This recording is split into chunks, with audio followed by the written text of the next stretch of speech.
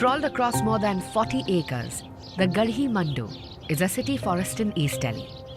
Since 2022, the Delhi Forest Department has been working here to bring the sparrow back to us.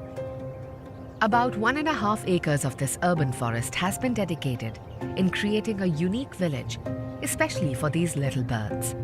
Goraiya Gram, as it is called, translates as a village for house sparrows and is an effort in creating a habitat as close to its natural one as possible.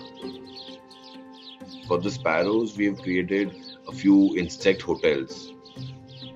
These are structures where we want and we induce the insects to make their home. And this is a ready supply of insects for breeding sparrows, which are breeding in the nests that we have made.